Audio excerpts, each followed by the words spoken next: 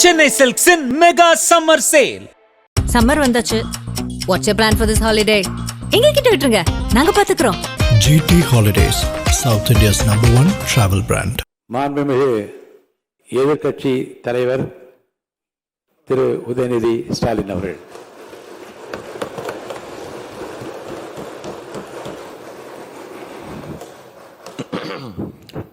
மாண்புமிகு பேரவைத் தலைவர் அவர்களே, துணைத் தலைவர் அவர்களே, முதலமைச்சர் அவர்களே,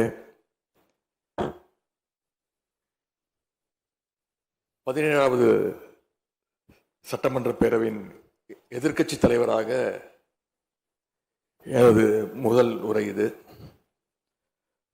பகுத்தறிவு பகலவன் தந்தை பெரியார்,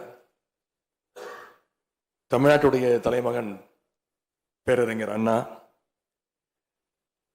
நவீன தமிழ்நாட்டுடைய சிற்பி முத்தமிழறிஞர் டாக்டர் கலைஞர்,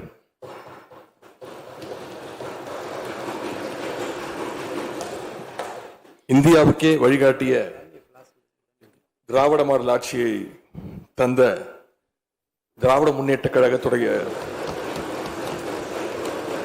தலைவர் திரு முத்துவேல் கருணாநிதி ஸ்டாலின் என எங்களுடைய தலைவர்களை எல்லாம் வணங்கி என்னுடைய இந்த உரையை துவங்குகின்றேன்.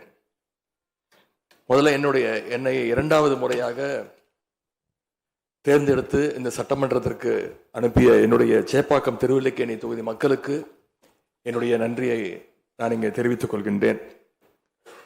அதே போல எங்கள் தலைவர் தலைமையிலான திராவிட முன்னேற்ற கழகத்துடைய கூட்டணிக்கு 1,52,82,782 வாக்குகளை தந்த தமிழ்நாட்டு மக்களுக்கு என்னுடைய நன்றியை நான் தெரிவித்துக் கொள்கின்றேன். அதேபோல எங்களுடைய கூட்டணி சட்டமன்ற உறுப்பினருடைய வெற்றிக்காக உழைத்த திராவிட முன்னேற்ற கழகத்துடைய அனைத்து நிர்வாகிகளுக்கும், முத்தமிழறிஞர் டாக்டர் கலைஞருடைய உயிரினும் மேலான அன்பு உடன்பிறப்புகளுக்கும், தோழமை இயக்க தலைவர்களுக்கும் தொண்டர்களுக்கும் என்னுடைய நன்றியை நான் தெரிவிச்சுக்கிறேன். இந்த அவையில என் கூட நின்று எனக்கு வழிகாட்டக்கூடிய எதிர்க்கட்சி துணைத் தலைவர் அண்ணன் திரு KN நேரு அவர்களுக்கும், எங்களுடைய கொறடா அண்ணன் வேலு அவர்களுக்கும், துணை கொறடா அண்ணன் திரு கோவி செழியன், செயலாளர் அண்ணன் திரு தங்கம் தென்னரசு, பொருளாளர் அண்ணன் திரு MRK பன்னீர்செல்வம் ஆகியோருக்கும், கழக சட்டமன்ற உறுப்பினர்களுக்கும் என்னுடைய நன்றியை நான் தெரிவிச்சுக்கிறேன். சட்டமன்றத்தில் நேற்று நாம அத்தனை பேரும் பதவி பிரமாணம் செஞ்சுக்கிட்டோம். அதன் பின்பு இன்னைக்கு முதல் நடவடிக்கையா பேரவைத் தலைவரை இன்றைக்கு தேர்ந்தெடுத்திருக்கிறோம். வரலாற்று சிறப்புமிக்க இந்த சட்டப்பேரவையில் மாண்புமிகு பேரவைத் தலைவராக தேர்ந்தெடுக்கப்பட்டிருக்கக்கூடிய உங்களுக்கும், துணைத் தலைவராக தேர்வு செய்யப்பட்டிருக்கக்கூடிய திரு ரவிசங்கர் அவர்களுக்கும், எங்களுடைய தலைவர் சார்பாகவும் கழக சட்டமன்ற உறுப்பினர்கள் சார்பாகவும் மீண்டும் என்னுடைய வாழ்த்துக்களை நான் தெரிவிச்சுக்கிறேன். மாண்புமிகு பேரவைத் தலைவர் அவர்களே, இங்கே ஏற்கனவே எல்லாரும் குறிப்பிட்டது போல நானும் கேள்விப்பட்டிருக்கேன். நீங்க எப்பொழுதுமே சிரித்த முகத்துக்கு சொந்தக்காரர்னு கேள்விப்பட்டிருக்கிறேன்.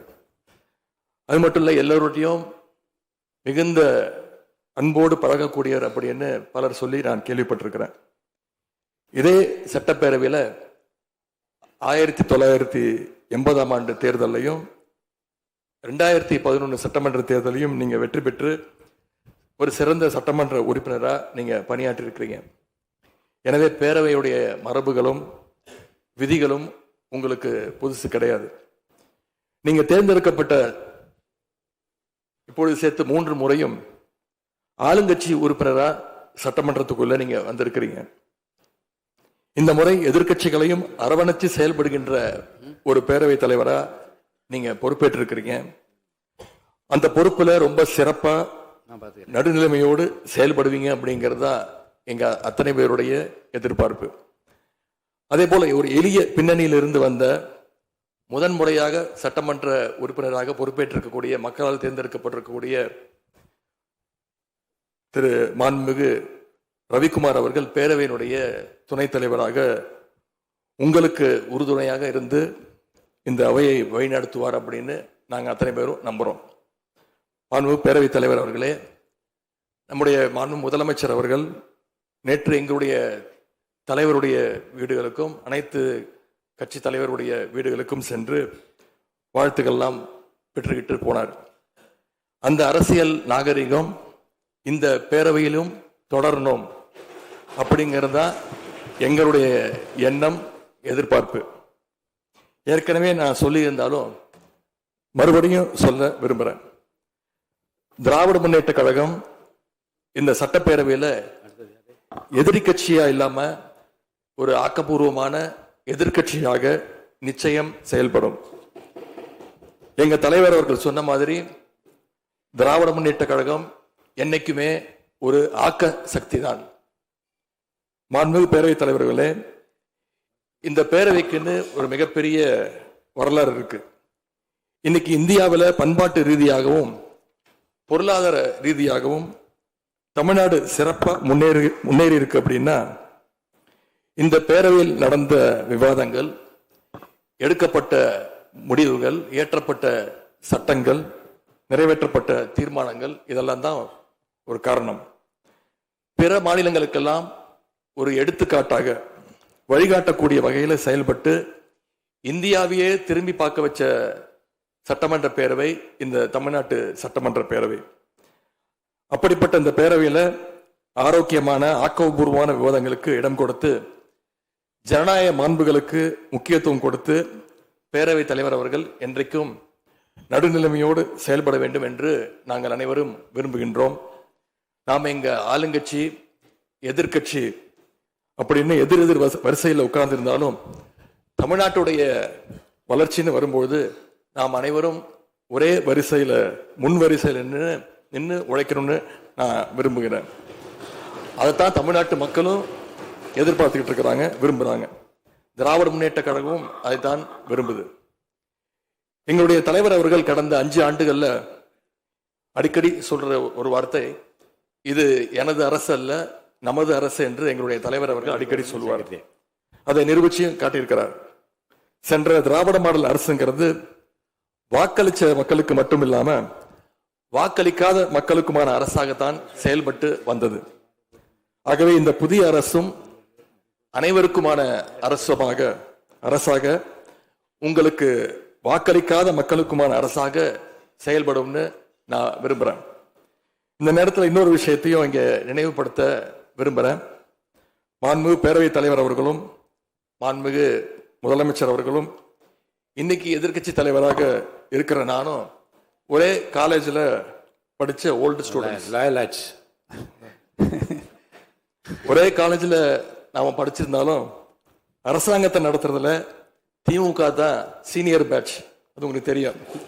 1967 ஆட்சிக்கு வந்தது திமுக தான். நாங்கள் தான் சீனியர்ஸ். அந்த அடிப்படையில் எங்களுடைய நாலேஜையும் எக்ஸ்பீரியன்ஸையும் நாங்கள் ஷேர் பண்ணிக்க ரெடியாக இருக்கோம். அதை ஏற்றுக்க நீங்களும் தயாராக இருங்க. ஏன்னா நமக்கு எப்பவுமே தமிழ்நாட்டு மாநிலத்துடைய நலன்தான் மிக மிக முக்கியம். மாண்புமிகு பேரவைத் தலைவர் அவர்களே, நீங்க போட்டியின்றி தேர்வாகியிருக்கீங்க. மாண்புமிகு முதலமைச்சரும் எதிர்கட்சி தலைவரான நானும் உங்களை அவை முன்னவரும் இந்த இருக்கையில் உட்கார வச்சிருக்கிறோம், அமர வச்சிருக்கிறோம். இன்னைக்கு உங்க கையை பிடிச்சி அழைச்சிட்டு வந்து உட்கார வச்சிருக்கிறோம். இனி எங்க 2 தரப்பையும் நீங்க தான் கையை பிடிச்சி அரவணைச்சு கோவம் இல்லாம கோவப்படாம, நீங்க கோவப்பட மாட்டீங்கன்னு தெரியும்.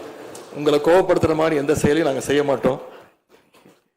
சட்டமன்ற ஜனநாயகத்தில் ஆளுங்கட்சி காதுகளாகவும் எதிர்கட்சி குரலாகவும் இருக்க வேண்டும். அதுல தான் இந்த அவையுடைய பெருமை நிச்சயம் அடங்கி இருக்கு.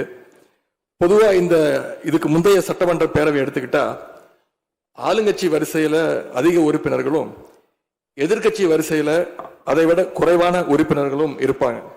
ஆனா இந்த முறை கிட்டத்தட்ட ஆளுங்கட்சிக்கு இணையான எதிர்கட்சி வரிசை வலிமையா இன்னைக்கு அமைஞ்சிருக்கு. அதுதான் இந்த பேரவையுடைய இன்னொரு கூடுதல் சிறப்பு. இதன் மூலமா தமிழ்நாட்டு மக்கள் ஒரு முக்கியமான செய்தியை நமக்கு சொல்லி இருக்கிறாங்க. அது என்னன்னா, எதிர்கட்சி வரிசை மிக மிக வலிமையாக இருந்து இந்த அரசை, புதிய அரசை வழிநடத்தணும், ஆக்கப்பூர்வமான விமர்சனங்களை முன்வைக்கணும் அப்படின்னு மக்கள் நமக்கு சொல்லி இருக்கிறாங்க, நான் நம்புறேன். ஆகவே மக்களுடைய எண்ணத்தை பிரதிபலிக்கிற மாதிரி எங்களுடைய பணிகள் நிச்சயம் இருக்கும். மாண்பு பேரவைத் தலைவர் அவர்களே, இந்த அரசு பொறுப்பேற்ற நிகழ்ச்சியில் நடந்த ஒரு நிகழ்வை இங்க நான் சுட்டிக்காட்ட விரும்புகின்றேன். ஏற்கனவே சுட்டிக்காட்டியிருக்கிறாங்க. அந்த நிகழ்ச்சியில தமிழ்தாய் வாழ்த்து 3வது இடத்துக்கு தள்ளப்பட்டிருக்கு. இது தமிழ்நாட்டு மக்கள் மத்தியில மிகப்பெரிய ஒரு கோபத்தையும் அதிர்ச்சியையும் ஏற்படுத்தியிருக்கு. அதை எதிர்கட்சிகள் எல்லோரும் விமர்சிச்சிருக்கிறோம். அதுக்கு ஆளுங்கட்சியும் ஒரு விளக்கத்தையும் கொடுத்திருக்கிறாங்க, நானும் பார்த்தேன். எங்களோட கருத்து என்ன அப்படின்னா, பாஜக ஆட்சிக்கு வந்திருக்கக்கூடிய மேற்கு வங்க மாநிலத்துல பதவியேற்பு நிகழ்ச்சியின் போது வந்தே மாதரம் பாட்டு பாடப்படல. ஆனா இங்க தமிழ்நாட்டுல அது பாடப்பட்டிருக்கு. மேற்கு வங்கத்துல இன்னைக்கு யாரு ஆளுநரா போய் உட்கார்ந்து இருக்காங்க அப்படின்னு உங்க அத்தனை பேருக்கும் தெரியும், சொல்ல வேண்டிய அவசியம் இல்லை.